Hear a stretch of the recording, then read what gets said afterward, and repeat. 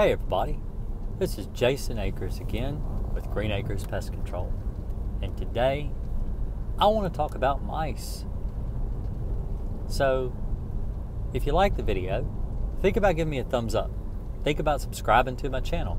I do live streams every Thursday night, and so where I can come on and you can ask me any question that you want.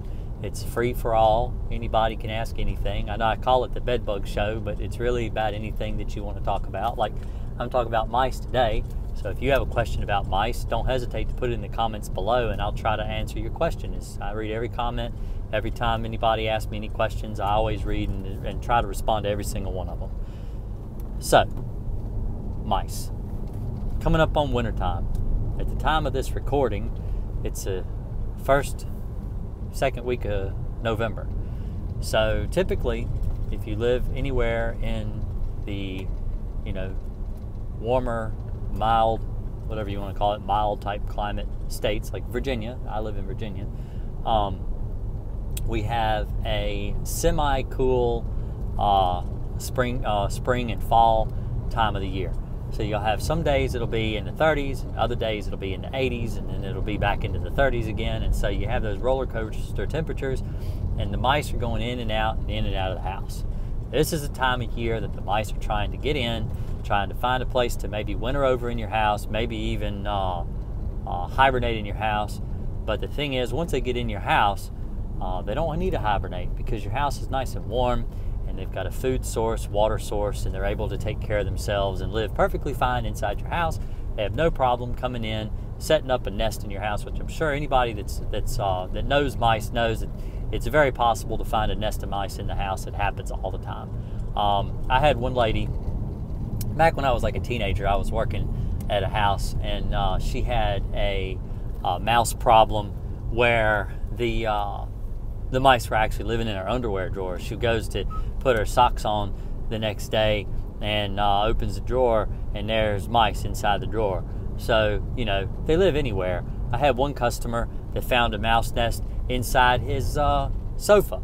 He opened his sofa bed in December. He had friends and family over for Christmas, went to set up the sofa bed for people to stay in, opened it up, and there was a mouse nest inside the sofa bed. So, they have no problem living inside your house. So we're going to talk about the dangers of mice and why you actually do need to eliminate your mice. So one of the rumors going around, this is something that people have that asked me. I've had people talk to me about it. I actually even think I did a video about it a while back. So I had a series called Mouse Mondays, where I would go over a mouse subject every Monday. Now, this will probably be listed in that series because it's basically a series about mice. And I try to add, anytime I add a video to that about mice, I always put it in that playlist. But if you go back and you look at that playlist, I go over, people believe that mice won't hurt them. They don't want to kill mice. They're afraid that if they kill mice, they're somehow inhumane. All right, so I'm going to go over some numbers here with you of the Hantavirus. All right, so this is the year of viruses, it seems like. So let's talk about a respiratory disease called the Hantavirus. All right, the Hantavirus is spread by rodents. It's a disease that's usually carried in the urine or the fecal matter of a mouse. So what happens is the mouse gets in the house. They don't really control their bladder very well. They even while they're sleeping in their nest, they'll even pee in the nest and stuff. They're not very clean. They lay and roll around in it, and it gets on their fur. And so then the urine, which also carries things like hormones and pheromones and things that attract other mice, when a mouse squeezes in around a hole, or they rub up against a baseboard, or they try to come in the house, that urine rubs off on the wall, and it leaves a calling card to remind other mice, oh, hey, a mouse has been here before. Oh, look at that. That smells like a mouse has been there. I can go there, and I can maybe find a friend or whatever. Or maybe I can find me a girlfriend. So the mice are coming in and out of the house, and they're rubbing that stuff off on the baseboards. Well, what happens is when the mice go places like under your stove or under your kitchen sink, and they poop and stuff under there, and the urine gets dried up and caked inside your bottoms of your kitchen counters and cabinets and stuff like that. And so what happens is it turns into like a dust. It dries up and it becomes all dusty. And then if it gets stirred up in the dust, you breathe it in, and it's not good to breathe it in. It's not good to have it in your lungs. Like I said, it can cause the hantavirus to set in. The hantavirus kills over 150,000 people worldwide a year. It is a very horrible respiratory disease. You do not want it. It's better to get rid of your mice. So how do I get rid of mice? How do I keep mice out of my house? So I closed on a house. For those that don't know, this is the year 2020. Yay. And so in the year 2020, when this video is being recorded, I closed on a house in July. And the house had mice. It had a really bad problem with mice. There were droppings all over the basement. There were droppings all over the crawl space. There were droppings in the kitchen. There were droppings in the bedrooms. There were droppings in the bathrooms. That house had mice living in it. They were everywhere in that house. They were all over the house. So I had to kill the mice. So how did I get rid of my mice? So what I use a mouse poison. Now I've got other videos that I'll link in the description at the end of this video. So usually there's like little cards that come up on the video at the very end, and you can click them and you can go and look like, you know, something you might like to watch that's kind of related to this video. But I'm going to give you some information on what I recommend to use to get rid of mice. So baiting is something that's the only way that I get rid of mice. And the reason I do bait and the reason I choose to use bait is because bait, I feel personally, it's a personal preference, and I believe that it is the most humane way to kill mice. And I know a lot of people will probably comment on that video, on this video, now that I've gone and said it, that, oh, I use traps, and traps are instant kill, and they're so humane.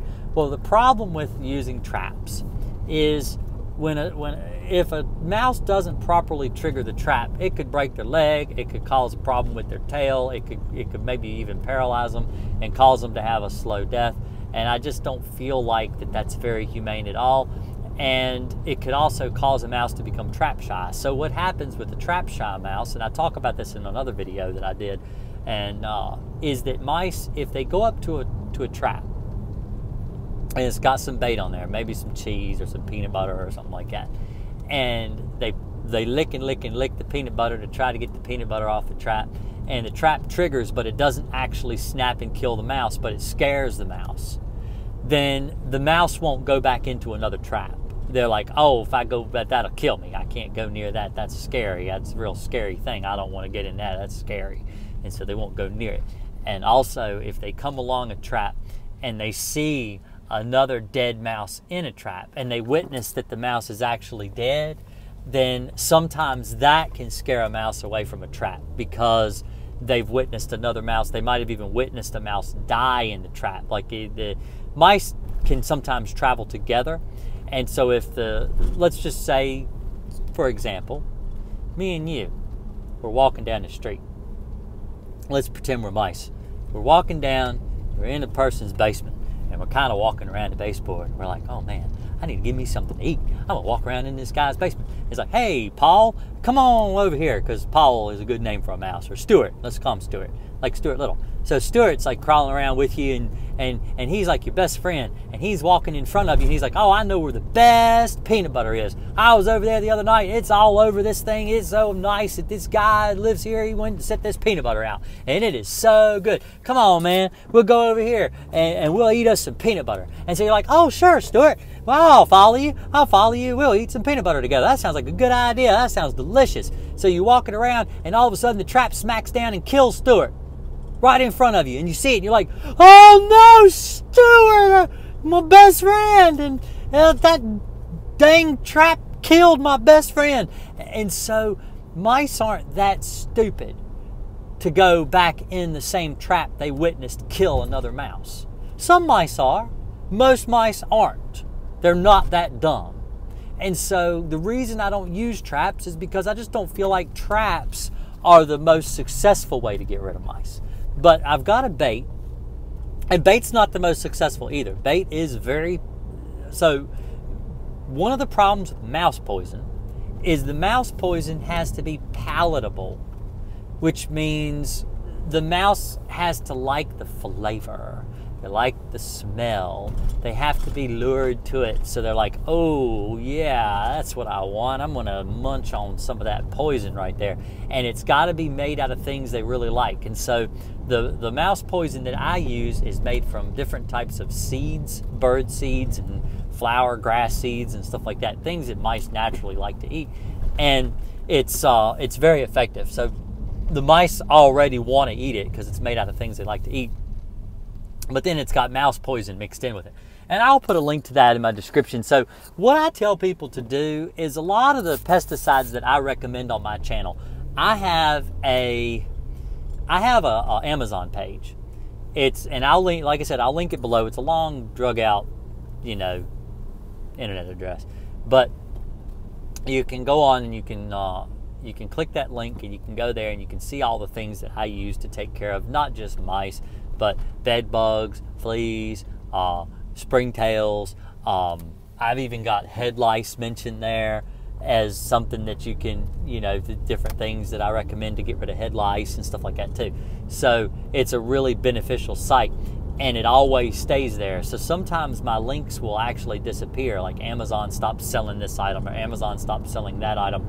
But this actually gives me a localized place where I can put information available to you as a consumer, where you can go and you can find it. And if a product ever disappears, I can go and try to re-find something that's similar and I can post it there for you to buy. So go there and take a look at that. And it's the most successful mouse poison. I've never, ever, ever had a problem where mice have denied the bait. They've always taken it. I've gone behind exterminators, taken their bait out of the bait box, put my bait in the bait box, so mice eat it that day. So I know that it works exceptionally well. I never ever recommend anything on my channel that I am not 100% supportive of, that I am behind. And so if you go and you look at that stuff on my site, it's all stuff that I have personally used or I know works really, really well to get rid of your bugs or your rodents or whatever. And so what I typically do is I use bait stations. So I have bait stations that I put the mouse poison in. The mouse kind of crawls in and he eats on the poison and then he crawls back out again. And the bait station, it holds the bait so they can't actually, excuse me, I'm tired. Got little kids, a 2-year-old, keep you up all night. But anyway, the bait is, they're able to go in, they eat the bait, they can't pick it up and take it with them. One of the problems with the older designed bait stations is that they were able to go in and actually pick the bait up and carry it away with them. These bait stations that I recommend you use actually has like little wire rods in there that keep the bait in position, or they have a little plastic box that it actually fits in that it can't be pulled out of. So that's what I recommend you use with any mouse poison. No matter what kind of mouse poison, you should always use a rodent bait station to put your bait in. It keeps pets away from it, and children and other animals from eating the poison and accidentally poisoning something that's not really targeted, that you don't want to poison. Like I said, like your puppies or your kitties or something like that. You don't want them to get into the poison. So also the poison that I use takes about a week to 10 days to kill a rodent after they eat it. And it's designed to pretty much dry them up so there's not really much left when they do die, so you don't have an odor. One of the biggest complaints that I get from consumers is that the bait that their exterminator has used has caused the mouse to die in the wall, and it smells like a dead animal, and it's pretty miserable to live in the house. And this is something that I try to use because I don't want to have a callback. I don't want to have to go out and take care of a dead animal that I've killed, and so I would rather the animal die in dry ups where you don't get an odor. And so that's why another reason I use the block bait that I use. And the block bait that I use is called Talon Weather Block, and it's just really effective. It's a really effective rodenticide. So, but anyway, you really do need to get rid of your mice. The diseases that they carry, like I was saying, the Hantavirus is it kills 150,000 people plus a year, and that's just one out of over 30 pathogens that mice carry. They carry, and we're not talking about the bubonic plague or anything like that. That's pretty much, doesn't really exist hardly at all in the rodent population. That every now and then you'll see on the news where somebody's cat or dog, like out in Oregon or somewhere like that, has come up positive for the Black Plague. It doesn't happen like it used to. So I'm not, too concerned about bubonic plague. I'm mostly concerned about things that actually really do exist as a threat, like the hantavirus. So hopefully this video has been effective in explaining to you why you want to get rid of mice, why you don't want mice living in your house, and has taught you a little bit about how to actually bait for them and get rid of them and what products to use. If you have any questions at all, don't hesitate to ask in the comments below. If you decide that you want to, if you ever want to like call me or anything like that, I have a link like that down below. You can actually set up a time, you can call, you can talk to me, you can ask me any question that you want. If you have any questions about mice or roaches or fleas or bed bugs or anything like that, don't hesitate to either comment below or go to my page. I've got a scheduler out, so you can actually schedule time, and I will take time out of my day to sit down and talk to you on the phone if it's something that you're interested in. Just like I said, look below. Links are all in the description, and I will, if you like the video, give me a thumbs up. If you really like it, consider subscribing to my channel, and hopefully you'll be mice-free before the holidays. So thanks a lot. Y'all have a great day. Bye.